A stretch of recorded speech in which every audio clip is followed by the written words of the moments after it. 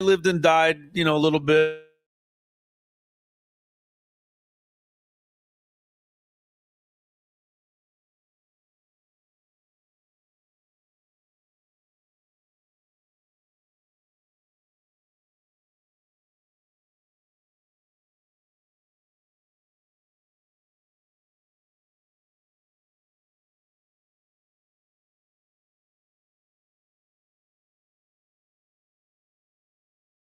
Lynched and stuff. Like a day later.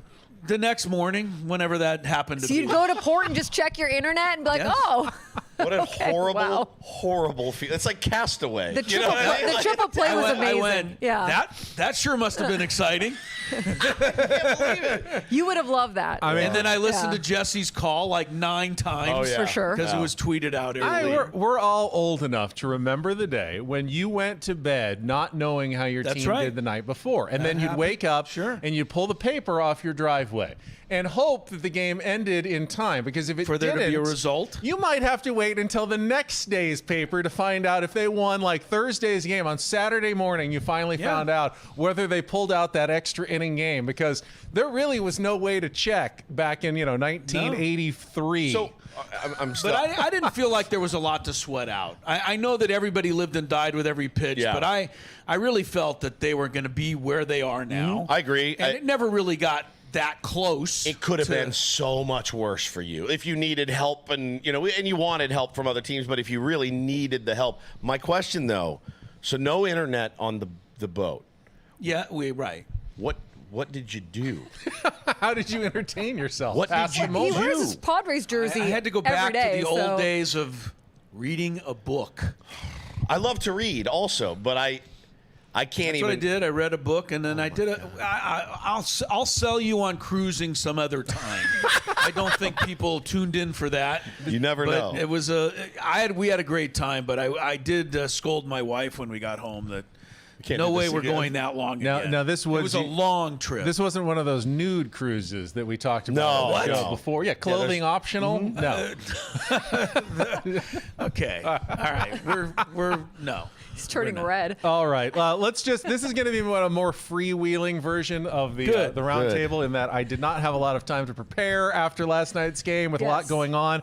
Annie was in the clubhouse. Chris, you were in the clubhouse after the game. Woods, you were at the game. You left a little bit earlier, but just Annie will start. Just your thoughts on the clincher last night and the series against the Braves. Just whatever comes to mind. Yes, I feel the same way as you right now, where I probably would need the game to be refreshed for me because of everything that happened at the end, right? I think it's really cool to watch them celebrate, because being down there all the time for all the games, you always see them working, right? Like you talk to them in between going to the batting cage or going out to the field to take drills or going to the training room. And when you get to see them clinch like that, they're just in the moment, present, nowhere to go, nowhere to be, happy in the clubhouse and celebrating with each other and celebrating the accomplishment. And that's always just fun to see, from someone who sees them all year long in a very intense fashion, right? But I thought the game, look, it got close there at the end, but for Joe Musgrove having to leave and the bullpen holding it down and the offense having that big inning, that was what they needed to do, and it was enough. Chris, the Braves actually, I think, deserve a lot of credit. Yeah. Being put in a really tough situation coming in, and then they fall behind 5-1. A lot of teams just go, you know what, not our season, and that ends up being a 12-2 game. They fought all the way to the end and made it as hard as possible for the Padres. I said yesterday I did not expect the Braves to step aside, because they've been here too many times, and even though they have some injuries, a lot of injuries, they still got guys like Olsen, Albies, Soler's a World Series MVP, former. So I expected that the Braves were going to push and be right there and make the Padres work, and that's what happened. But ultimately, the Padres are where I expected them to be, which is on to the second round. And I will say this, and Annie, I think you're down to the clubhouse a lot more than I get down there. I was a little surprised at the celebration. Not that they celebrated, but it was they were very excited, and they really let loose. And now maybe that's just, a byproduct of what you're talking about, that, you need that release and you need to celebrate each moment. Yes. But there are at least, hopefully, 3 more celebrations to come. And if they're going to get bigger and bigger and bigger, they're going to get crazy because it was pretty celebratory down there last. I didn't expect them to say, "Okay, we won, let's move on." But it was pretty hectic. It is. I mean, I think that it is exactly what you just said. It's the release. We've worked so hard. It's the culmination of a 162-game season and all the adversity that you face and the hardships, and then just finally getting to exhale for a second. No game today. They have a workout tomorrow. So you cherish those moments. Some of those guys will never get another celebration. They will never, who knows if it's then for them or for some reason they're not with the Padres next year or whatever. So I think you cherish those moments. And I got to say, you know what Jackson Merrill said to me last night? You don't get a trophy for winning a wild card series. You don't get anything for winning a wild card series. So we're not done. So I feel like when you're getting that from the rookie, I think that they understand, like, we turn the page by tomorrow and we move forward and face the Dodgers. Now, did you get all the beer that Fernando Tatis Jr. poured all over you? Fernando got me good. Yeah, he got you. I went up to Fernando. It was cold, and he got me good, and he was so happy, and he was having so much fun. And we didn't get to see that in 2022 because he was obviously not with the team during that time playing, and we didn't get to see it in 2020 because of the COVID restrictions. So it was awesome to see him contribute in the postseason on the field the way he has, but then let loose and have some fun in the clubhouse. Now, Chris, you weren't here last week. We had a bit of an incident during our roundtable draft. No. So I decided, since Craig isn't here yet, we're going to do it early and get it out of the way before Craig arrives. That was really something. we had a tense moment, actually, on the roundtable during the draft. What happened? Craig was not happy with being put into a position to have to choose a team that he didn't want to choose in the roundtable draft. He didn't have to. A dozen other teams. Yeah, I know. Yeah, he got a little mad. That's okay. All right, so we're going to start. One thing you don't get a trophy for winning a wild card series. They also don't name a wild card series MVP. However, we can do that on the roundtable. So in today's roundtable draft, and let's just start, Annie, right on over.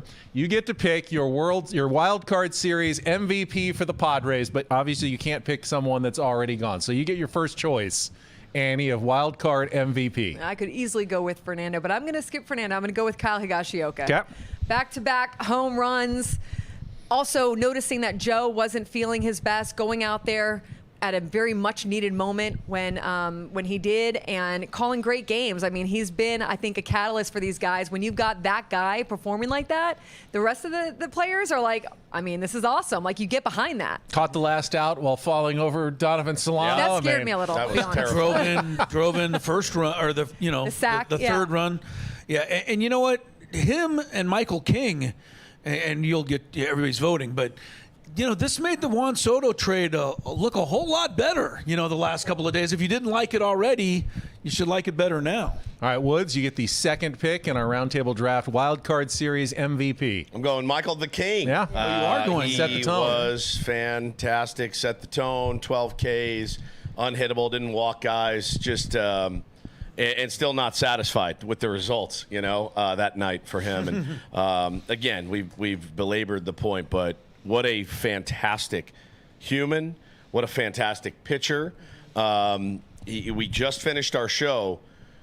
You think about the struggles the Yankees have had with starting pitching over the years, and you go, you had him. Like, you had him, and why wouldn't you look at what he's capable of and say, yeah, that'll play for 6 innings, and do that? It just doesn't make any sense. A really kind of dumb move on their part. And Ruben Niebla has helped do for him what he did for Seth Lugo last year. And innings limit be damned, man. Michael King has learned how to take care of himself, and he set the tone and just put the whole team on his back that night. It was incredible. I think it sometimes gets lost how important a deep, strong pitching performance is, because it doesn't just win the one game. Yeah. Sometimes it helps you win the next game as well. And not having to use Tanner Scott and Jeremiah Estrada and Brian Hoeing, how important did that end up being when Joe ends up, getting hurt, having to leave in the 4th inning? If Michael King doesn't do that, you might be, Annie, in a different situation in Game 2 of that series. Yeah, for him to go 7 scoreless, I mean, you're right. It completely set up that series on a good foot and allowed for the rest of the bullpen and the pitching staff to be in a good spot.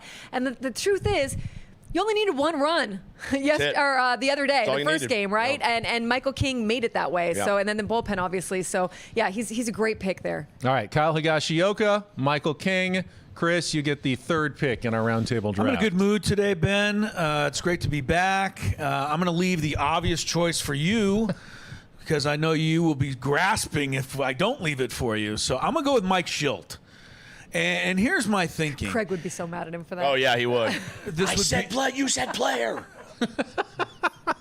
well, he's not here, so we're not arguing this week. I'm going to go with Mike Schilt because I didn't agree, really, with the decision to choose Michael King. First of all, I was stunned by that when I found out the following morning after it was really announced. Wait, You're right, why were Woodsy. you upset at this? I really Did you think they were I getting- wasn't upset. Did you I think just they were thought getting cute? I thought, well, they had Dylan Cease, you had Joe Musgrove, you had Yu Darvish. I thought Michael King would have been my fourth choice. Crazy. But Mike Schilt, proved again that he's got the pulse of this team. Yep. So Great call. I thought that call was crucial. I saw something really small last night that he did. 2 on in that second inning with 2 out. Profar was up, and they tried a double steal. They did. And that double steal caused Fernando to be in Albies' path. Yep.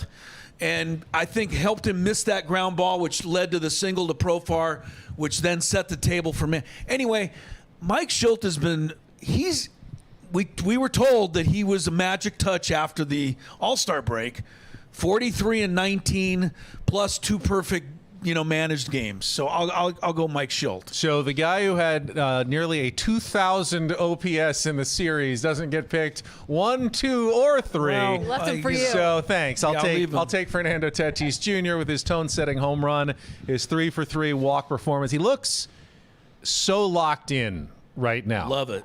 And I don't know that we should be surprised, I guess. I mean, we've seen Fernando enough knowing that he loves big moments. He loves big crowds and rising to the occasion.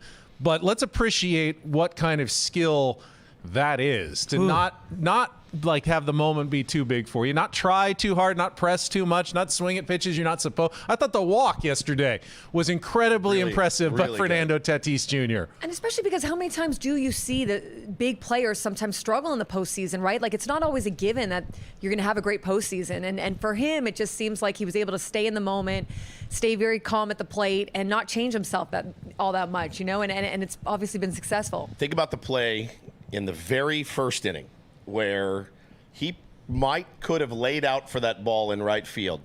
If he misses it, that runner scores. Game one, yeah. Of game one. And very wisely, I think, pulls up and says, no, we'll live to fight another day here. We got 2 away.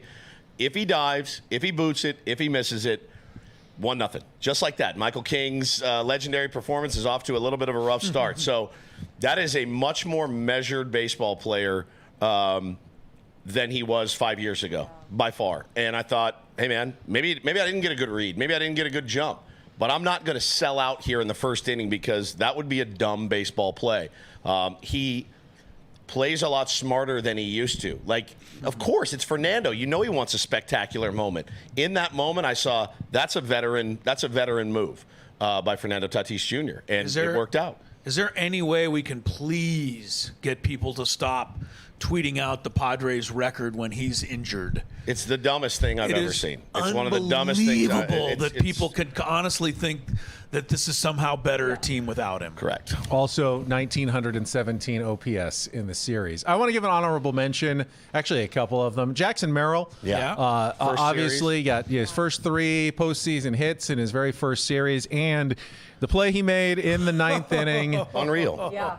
to keep the Padres from being in a very bad situation. Exactly. It's the hardest. Unreal, It's the but hardest. Unreal, it is. You're right. It's the It hardest is. play the to line make. drive right at you is the hardest play. And he said he couldn't hear it. He couldn't hear the so he didn't know how crackers hard. Step or It's 2 too loud. in. Yeah. Right. And my heart, thought as I watched the ball was, don't tell me that the only misread he's going to have all season Yeah. is going to happen right now. Yeah.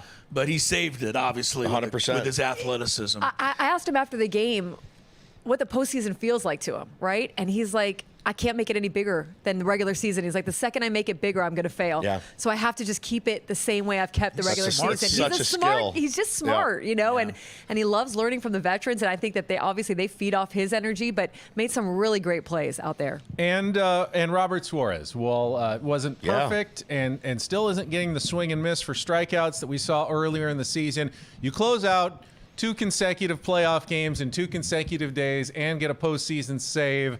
We'll take it. In a 1-2-3 inning. You played a really important role in that series. No question. So, Yeah, I mean, he absolutely. answered a lot of questions. Maybe not every single question you have about Robert Suarez. And they still have Saved that deep 4 in a bullpen, row, but- though. Yeah. Going back to the regular season, since we're handing out little, merits here, I'm sorry if Manny Machado doesn't at least be a finalist for the Gold Glove this year. Yeah. Absurd, man. It is unbelievable to me that he can get overlooked on defense every time. The play made last night. How about the play to end game 1 where That's he backed it. up into left field and threw the guy? I mean, 54 yards on a rope. Right. on On a rope. people. I saw the tweet that you guys did. I and know we're homers and everything, but how can you overlook this guy? It's absurd. And his defense, Arenado is not the guy anymore.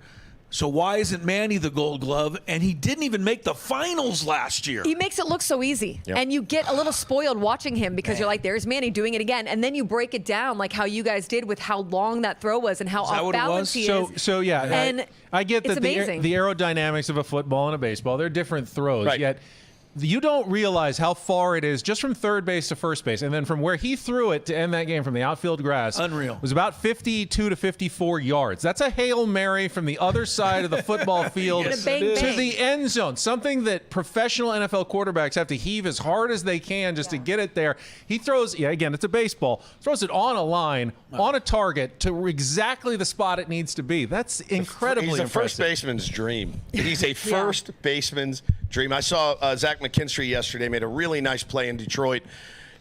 And you watch that, and I went, oh, nice play. He got the out. It was like a 3-hopper, though, over to first, and he's fumbling around like a baby giraffe at third base. And I go, Manny, it looks like syrup when he makes it. He's a quick backhand stop, boo, and just right in the chest every time.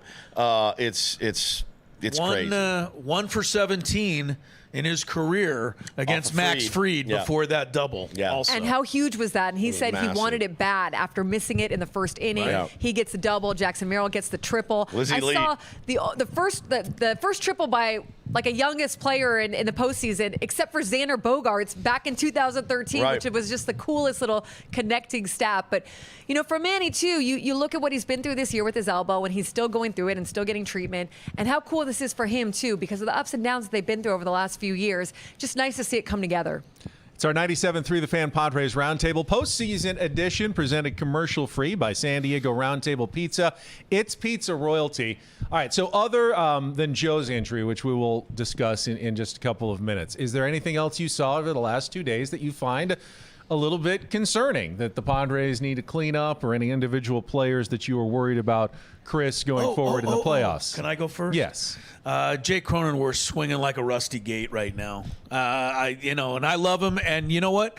Baseball, as you know, we all know, the next series could be his series, and everything. He's on. But I mean, he looked not good up there. I think he realized it. Tried to lay down a bunt, even couldn't get that to work. Put it right to the pitcher. I'm not making any changes. What am I going to do? Put a rise at second base and put David Peralta in for him. Did get dropped down to 8th in the order in one day, which I thought was interesting. Right, he can't go much lower. So, that's a concern. Profar has also been a concern in the 3 spot. I've talked about even before I left. I don't think he's been, the same guy the second half of the season. And him in the 3 spot, you ask for concerns. There you have it for me. Woods, do you have any, say, X factor concerns? I expect Xander Bogaerts to play a little bit better. Hey, there he is. Didn't mean to interrupt. You're right. No, I expect him to play. Hello, sir. I expect him to play a little bit better. He is a guy you brought in because he was a world champion twice. It's not clicking for him right now. That being said, with him and Crony both struggling up the middle, kind of an area you need production from offensively. But honestly, as long as they continue to play defense, I'm not fine with it, but I have to be fine with it. I have to live with it. And like Chris said, you're not making any changes. I mean, I'm not putting Nick Ahmed out there at short to spell Xander, or at second to spell Crony right now. I'm rolling with the guys that I got. It's the it's the drink that we have. This is what we have right now, and I'm going to continue to root hard for him to turn it around. But other than those two up the middle, I'm feeling pretty good. Annie, I'd rather be picking nits than dissecting the autopsy of the season. So Yeah. I know Like the they Braves have won. to do, You right? gotta keep that in mind when you're thinking about concerns over the last couple of days. I don't know if I'm remembering this correctly. I feel like maybe offense in the later innings, maybe going back to even more than like a week ago, right? Just kind of They didn't sometimes tack on in Sure. either Yeah. time, really. Tacking on against a bullpen. It is hard when you're facing. Obviously, the pitching becomes. Jesse Chavez, one you should have murdered the other night. You should have taken it to him. It didn't matter because Michael King was so good.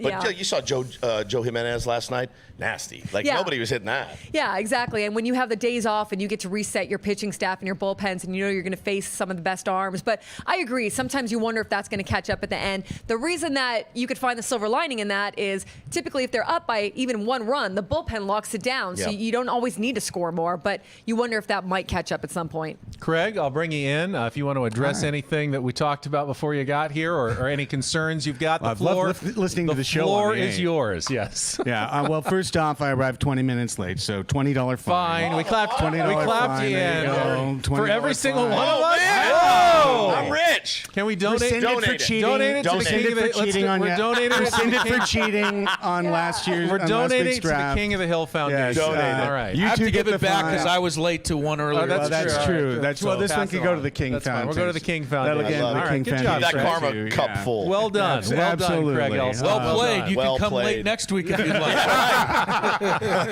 Let there be a round table Right, next absolutely. week. Let's hope so. I know you're talking about picking nits. I mean, I just think this team is built for this moment. This team has been built to play in the postseason. You see the bones of that when you get into playoff baseball, where you need a superstar to come through. We have superstars. When you need guys to rise to the moment, you've got the players that are capable of that. I definitely agree that seeing the offense burst one time through and then go silent, it's not going to work in this next series coming up when you're facing one of the best offenses in all of Major League Baseball. So something to consider, but you're also going to be facing at least a starting staff that's a little less robust. And I think in game one, they definitely went quiet. I thought in game two, they hit the ball on the button a lot did. going in the They did hit it late hard. in the Yep. game. Some deep flies, some line outs, maybe a little bit of people. bad BABIP luck. So we'll see what that looks like going forward. I will say that this is more of a forecasted concern than one that actually materialized in the first couple of games. So the Padres bullpen has been built for this and built for the postseason. But we saw Jason Adam come in against the same spot in the order 2 days in a row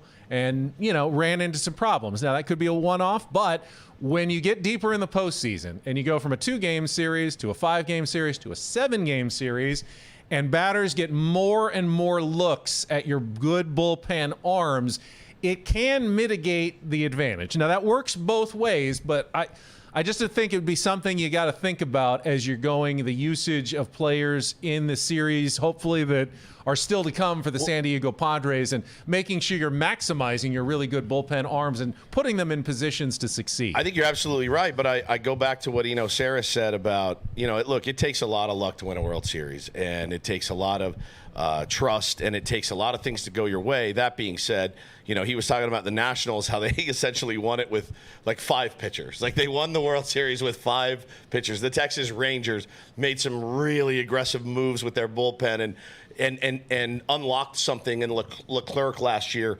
And you're like, all right, we're rolling with this guy. He's getting the job done. It is just, I see what you're saying. It could be a problem. It potentially was last night. They got a good look at him, but I don't think you stop riding those guys at all. I think you ride with what you got and ride them hard. They're ready for it. Well, you That don't, sounded but you weird. have a deep bullpen and the ability to mix and match more than any other team does in your bullpen. But if you're Mike Schilt and it's Yuki Matsui or it's Tanner Scott, you know what you're doing, and That's it. You know what you're like. I'm going with Tanner maybe Scott, it's even though he's Adrian thrown 3 Morejon, days in a row. who has had some late inning Sure. opportunities. I get what and, you're saying. They throws are hard. they are incredibly deep. But now I think with Joe going down, that changes a whole dynamic. I think you're going to have to use every single guy down there. But I can 100% get behind No, I'm riding ass all the way through the postseason and through it. And if I fail, and if we fail, so be it. But I'm going with the guys I trust the most. All right, let's get to Joe here on the roundtable, and obviously we don't know anything more than the rest of you. He's putting his arm in a tube somewhere, and we'll probably know more tomorrow from Mike Schilt about whether Joe has a chance to come back. I certainly don't expect to see him in the division series against the Dodgers. So, how would you adjust your rotation? Is it simply you're replacing Joe with Martin Perez the next time he goes out, or are you looking at more, a bullpen game like the Detroit Tigers already went with yesterday and be more aggressive in that manner? How do you adjust, Chris, if you don't have Joe Musgrove going forward in your rotation? Yeah, I'm going to go with what, back to what Craig said. This team is built for all of this stuff, and that's why I was not concerned, and I love where they're at, and I love their chances to keep going. Hassan Kim never made it back. And here's Donovan Solano. I don't feel like they've missed hardly anything. They can move a 3-time World Series guy into shortstop to take his place. To take Joe Musgrove's place, obviously you can Darvish, but yeah, Martin Perez pitched as well as anybody. And if he struggles, get the bullpen in there in the third inning. To me, you got to keep moving forward. And Joe, as much as I love him and care about him, and I know he'd say the same thing, I don't really have time to worry about it, and I don't think the Padres are going to worry about it. They're going to just keep on going. Cease and King, to me, start the first 2 games. I know Cease has already been named. Darvish. Okay. I'd go Cease and King, but, and then Darvish back here but in Game 3. But they're okay. That's the thing about the beauty of this team. They're okay. And hopefully Joe can get back later. Craig, we know Cease in Game 1. How do you set up 2, 3, and potentially 4 against the Dodgers? I would play an option on Game 2, and if they won, I'd pitch Darvish, and if they lost, I'd pitch King. You want to keep King high, and if you think you're going to go all the way, you want to maximize your number of King turns through the rotation. So pitching him second would pitch him on 4 days rest. They've usually like to give him an extra day rest. So that's where I would totally understand them just saying, hey, you hasn't started yet.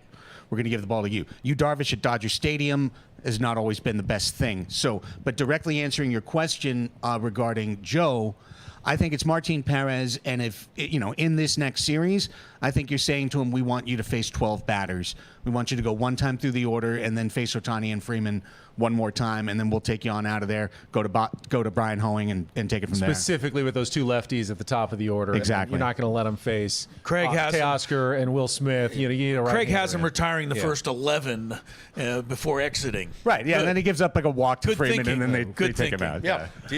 You know what? I'm gonna right now. I'm gonna push back just a little bit because I see what you're saying. Maximize King. He was so good. If you're really trying to win the World Series, I mean, obviously you have to beat the Dodgers, but if you can beat the Dodgers, have Michael King get that extra rest, pitch Game 3, and then be ready for Game 1 of an NLCS to really start you out. That's like the greedy ideal possible way, because that would be on Sunday, right? So you can pitch Tuesday and then go. That's a shoot the Sunday, moon, but It's a shoot the moon. But if you win Game 1 and you got Darvish, it's not as though we're scraping the bottom of the barrel. This Right, is man. you, This is Darvish. Clev. You're It's talking not about Mania. You're talking about a team like savvy Dolly. veteran. Yeah. The kind of guy you usually want to see in the postseason. You Darvish, who's not going to wilt in the moment. This is not Tarek Skubal and then the rest of the guys you just hope for. Right. I mean, any one of these guys is going to start and give you a good game. That's why I'm not really going to lose sleep over it. Put anyone out there. What about you on the 2, 3, 4 here? I like the idea of kind of playing it by ear. Your goal in LA is to win a game. A game. You need to split that series in LA. You got to figure it out. And with Dylan Cease on the bump, you like your chances. Jack Flaherty, also very, very tough competitor and really, really good stuff. So that's going to be a heavyweight battle. May the best. Who's going to be able to withstand 12 rounds? Who's going to be the last man standing? You can't drop both in LA. You got to shoot for one. And I think you're going to see some really insanely aggressive managing on both parts. That's the thing I'm looking forward to the most, is watching how Dave Roberts handles this again, in the postseason. I'm sorry, man. Like, that gives us a leg up it gives us a leg up based on decisions he's made in the past in the postseason. That's a check mark in the Padres' favor. And I love Dylan Cease, electric type stuff. Can he harness it? I think he can, but I'm going to play it by ear.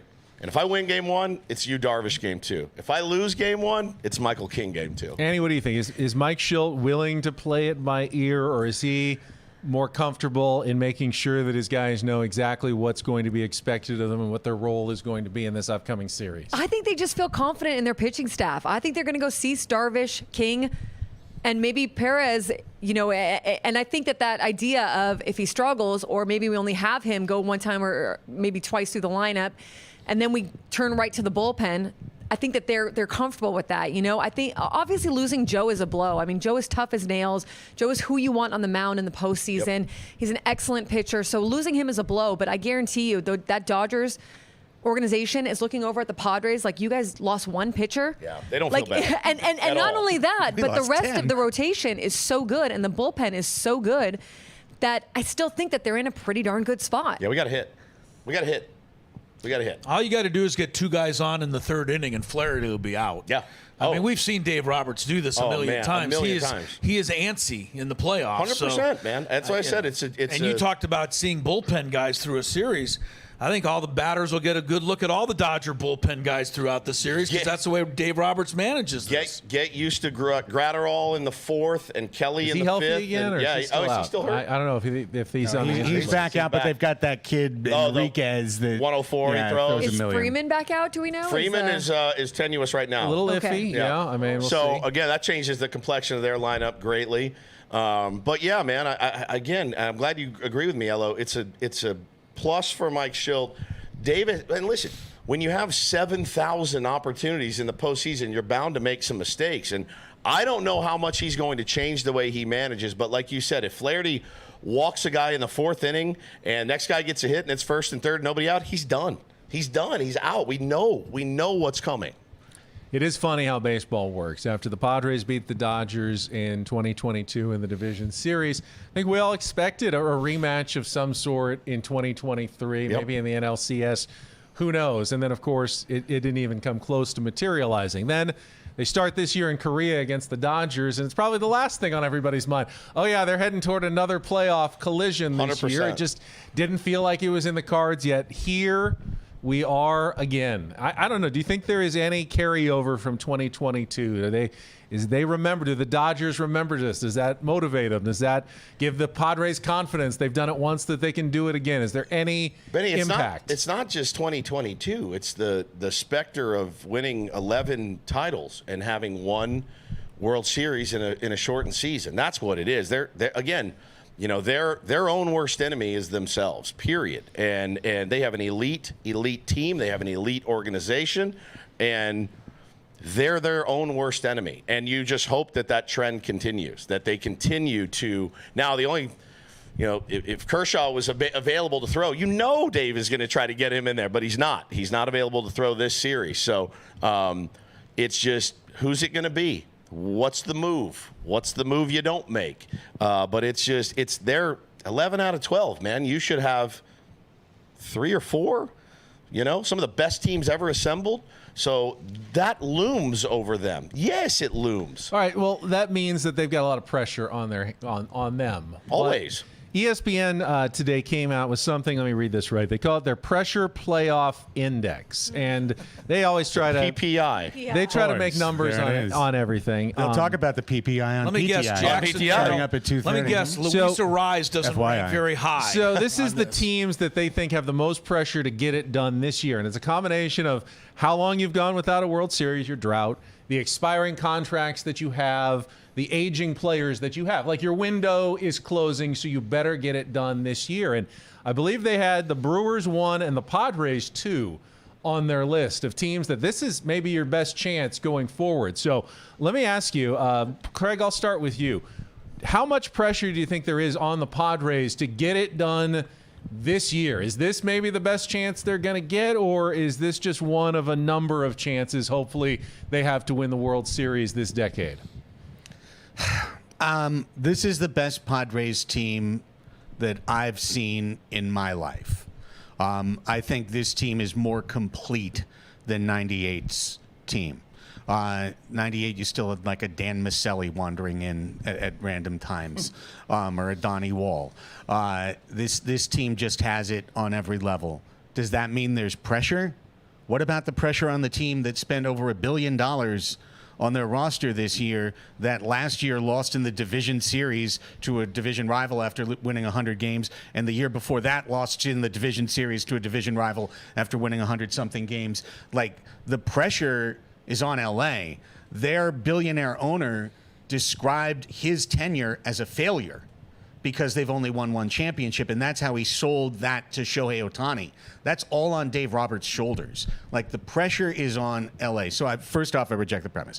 But I do think this is smack dab in the window for San Diego. And you don't know what you're going to get from Michael King next year. And you don't know what the payroll is going to be next year. You don't know who's going to be here next year. So let's make hay while the sun's shining on this beautiful San Diego Padres team. Yeah, Annie, the future is always unknown.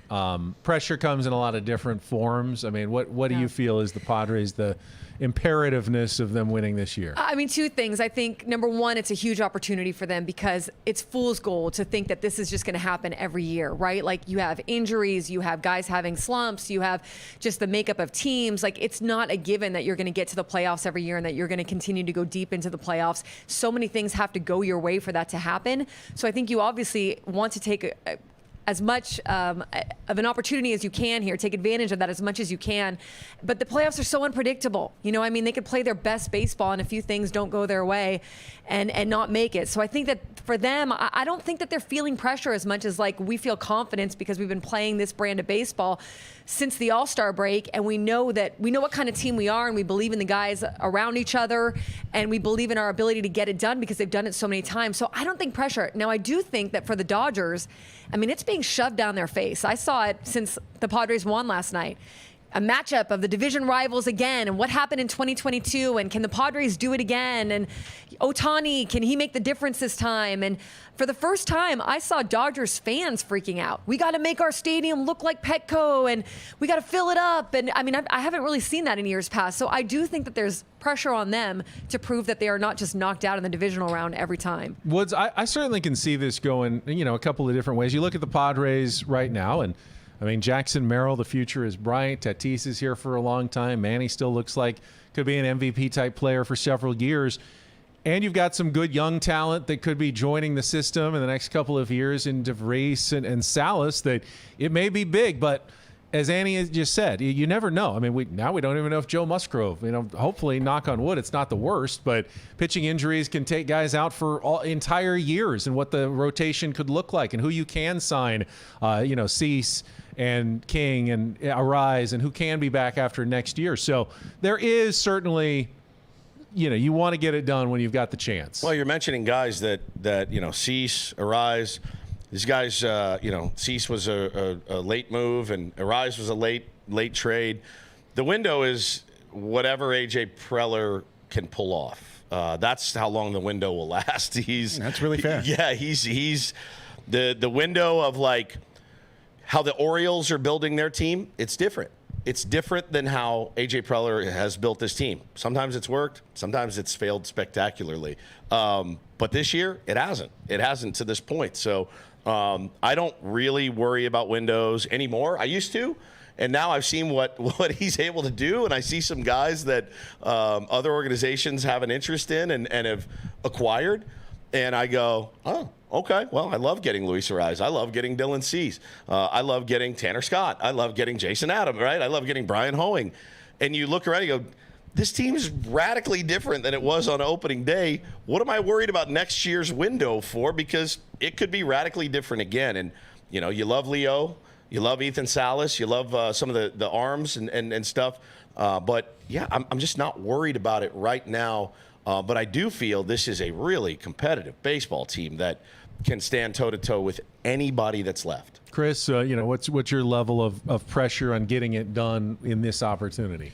First of all, who wrote that? for ESPN. Was it Was it your Bradford? guy? A little? Was it your guy? Sounds Was like it? Sounds like a Bradford dude. Because honestly, does anybody have to do any index to understand that the Dodgers have the pressure? Like he said, Milwaukee was first. Milwaukee. The Dodgers have the pressure. So whoever wrote it, if it wasn't you, Bradford, I beg It was your pardon. Bradford. It was Bradford. Of course it was. It was. He loves us. That's so sick. But Milwaukee. the only thing for sure next year is that the Rockies will finish last. Yes. That is it. That's Everything else is up for grabs. So why even think about it? Honestly, I mean, I understand the question because people do this. But right now, man, it's just right now. Just do it. They got the best opportunity. Craig's right. I think this is a championship team. The only question is, and it'll be answered in the next 3 weeks, is this finally our time? In San Diego. Right. And I believe it is our time. The Dodgers had their time, the Braves had their time, the Phillies had their time.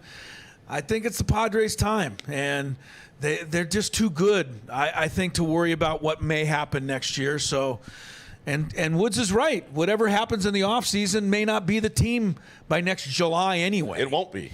There's also one element to this season that you'll never be able to recreate again. And for the next question, we might have to do a little bit of soul searching because I've kind of done it recently too, watching how this season has unfolded and whether you believe in an afterlife or what goes on. Annie, do you feel like there's some sort of Peter Seidler like heavenly touch on this season, whether it's just because the players all believe it or because there is something magic going on? And is that really a factor on the team this year? I mean, it doesn't matter if I believe it. If they believe it, then that's what matters because they're able to ride that wave. And even Manny yesterday, was talking about, asked him about this team and what makes this celebration different. And he immediately went to Peter Seidler. I feel like we have so much energy in this clubhouse and it's being fueled by Peter Seidler and what he's done for this team in this city. And look, I think this ownership group in general, right? I think since Ron Fowler and Peter Seidler took over this team, have tried to turn this into, with the Chargers leaving, something that San Diego can be proud of. And the fact that they signed so many guys in the last few years that Peter did that are now kind of locking in as this united team, right? I mean, it does speak to maybe some kismet and some luck that going their way. The reason I hesitate on all that is because what happens if they lose? All right? Like, I don't like the other side of it. You know what I mean? So, look, if they believe in it, great. That's all that matters. What matters is what they want, what they believe in. Woods, I know you have unseen influences and believe them. We kiss a roach every day on our true. show. Very true. So you definitely believe in unseen influences. He kisses Yeah. that thing every day. Every day, yeah. They all Good to do. know. They all do, Chris. We all do. It's We're good required to know. to. Good My wife lost her dad a long time ago, and you don't believe it until she tells me, "Oh, my dad's a Hawk," and I'm like, "All right, sure he is, right?" Until you go to your son's first game and there's a Hawk, and you're like, I get choked up. I believe, 100%. Craig, I know you're like more me, skeptical. I mean, there's so many instances where a team has lost someone important. They don't win the championship every time. You can't ascribe anything to that. It doesn't mean that they were any less loved by whoever the beloved person was. Sure. You can't put too much on that. Yet I also watched a lot of Padres baseball in my life, and I've never seen anything like what's been going on this year. I know. Every team, but look at the Rangers last year, and the Rangers. I mean, Martin Perez will say they didn't get hot until the wild card series, and then they were able to ride that. They didn't have even as close of a clubhouse as the Padres have. You have to get some luck, and do the Rangers have someone that? I don't know. You know what I mean? Like every team that wins the World Series has to get luck along the way. Well, I mean, I'm just going to build off your previous question. Talk about pressure index. I mean, Yeah. P.S. The Peter Seidler pressure index. That's where I cannot agree with my esteemed colleague from the midday anymore. I mean, what's the reverse of this if we're saying, he's shining down? Then do they lose for him too if it happens? Look, you're facing a great team this weekend. Nothing is promised. L.A. thinks they're going to win. We think we're going to win. And it's going to come down to a bleeping baseball game. They're going to play a baseball game to determine it. There's not going to be a clash of the gods above with Tommy Lasorda and Peter Seidler, wielding lightning bolts. But think about. So we always talk about like some of the great postseason teams and the bits that they do. Remember the Red Sox cowboy up and they're drinking Jack Daniels before a game, like before a game 7. The beards. The beards, Yeah. whatever. Baseball players are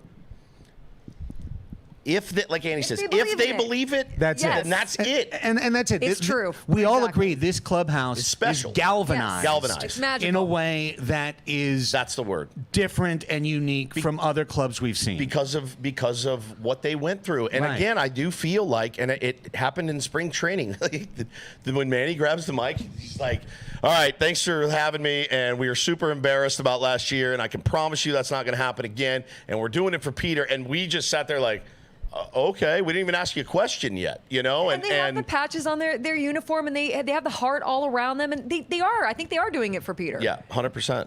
I know it would be it would certainly be interesting because 40 years ago the Padres had their owner's letters on their uniform, R.A.K. yeah. When they went and faced the Detroit Tigers in the World Series, who Let it just be again. happened Yeah. to Let be it be alive again. and Go. could possibly be in the World Series I would like to again. go to I mean, Detroit. call I it would. coincidence, whatever, Chris, but that, it does feel like there's something. I really don't have any idea. Detroit. Late October. Yeah, that's exactly where I want to be. Detroit. There's no argument that it's been a magic season, and whether it's Peter Seidler or not, I don't know. I do know that Annie's 100% on this, though. And by the way, she's been on point all day today. But Thanks, Ella. Joe You're making up Musgrove for the vacation walked off time. the mound last night and touched his Peter Seidler Yeah. logo. I don't know if everybody saw it. That's exactly what he did. That tells me all I need to know, that this team is rallying around it. And that's as good as anything can be. Yeah. Absolutely. A reason. I'll throw in one extra element Belief. because as beloved as Peter was, and just an incredible human being, I love Peter as well.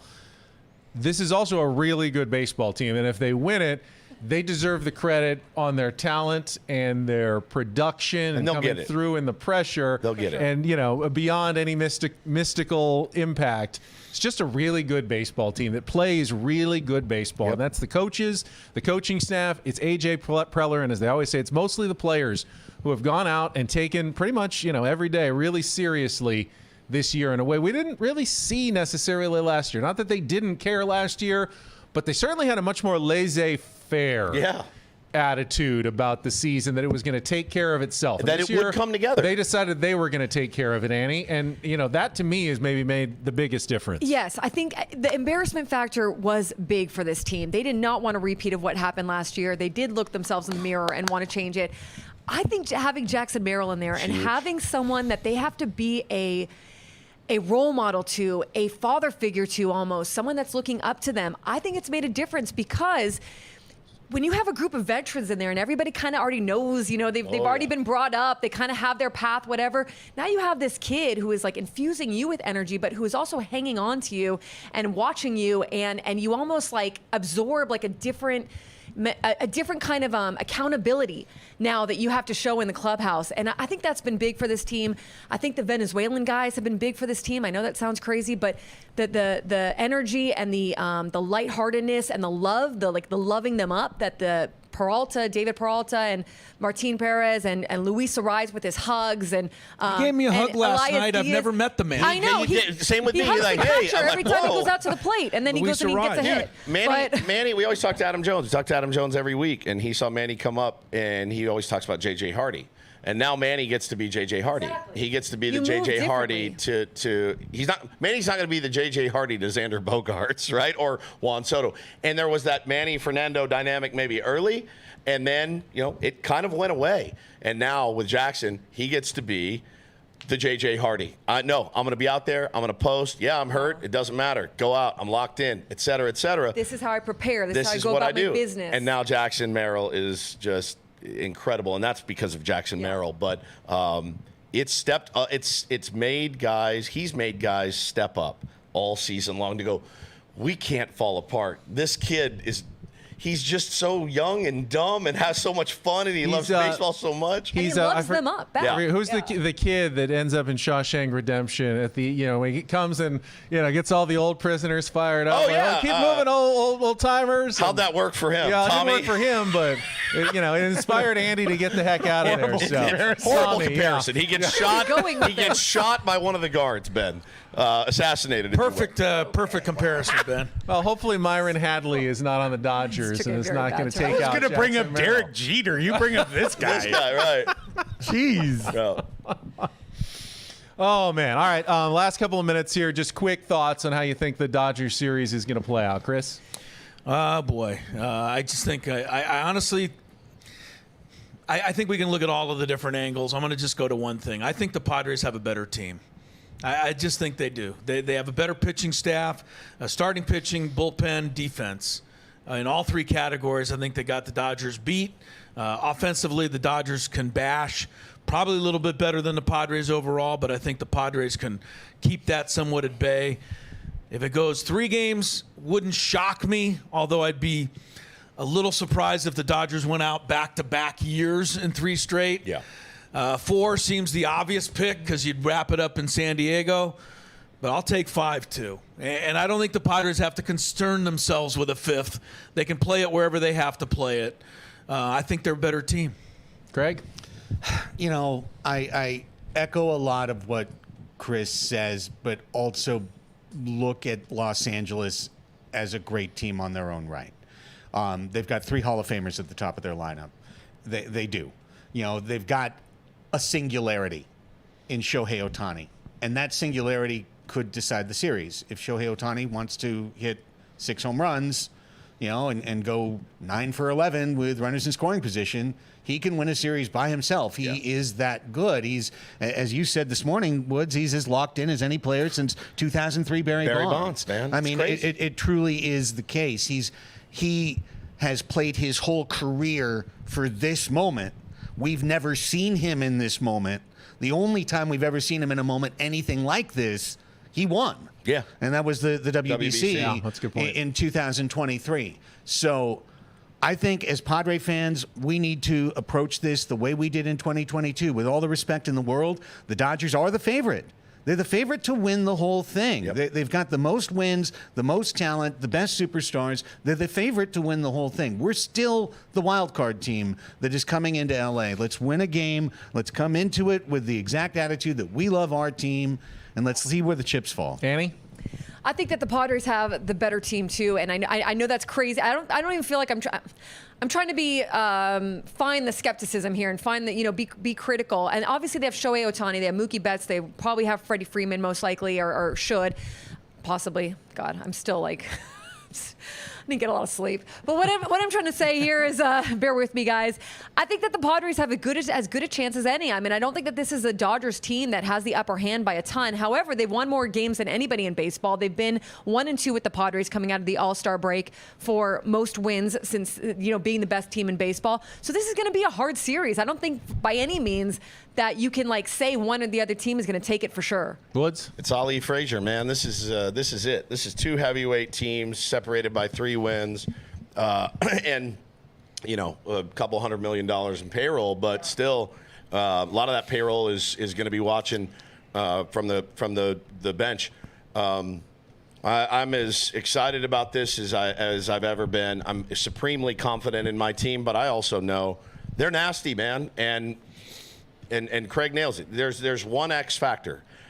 It's Shohei Ohtani. But if you sleep on him, the next guy can get you. He can get you real good. 100%. I will say, though, if Tatis is as locked in as he looks, he mitigates some of that Ohtani factor does. because he could be just as good. Where I think the Dodgers bullpen is underrated and Yes, kind of maybe dude. the scariest piece. Yes. The Padres bullpen gets a ton of credit. Dodgers bullpen bullpen's is nasty, dude. with those arms, Nasty. and that is an X still factor give in the the edge series. to the Padres pitching no, that's staff. fair. It's On absolutely paper, fair. like yes, but they are They know how to get it nasty. done. Craig, Yeah. you got anything left here? No, you said it, man. All right. I mean, this is going to be a great series. Let's get after it. Yeah. Looking forward to it. All right, game 1 will be Saturday at 5:38 here on 97.3 The Fan. You can catch Jesse and Tony all the way through the postseason.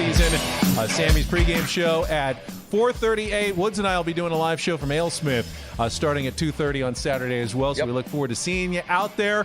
Panel, it's good to have Chris back, and it's good to see everybody. Annie and Nelson coming up next. Thanks, Ben. Thanks, Head Benny. over there. All right, we will be back. It was our Roundtable presented by Roundtable Pizza. It's Pizza Royalty. Hopefully talk to you next Thursday here on San Diego's #1 sports station, home of the Padres, 97.3 The Fan. So long, everybody.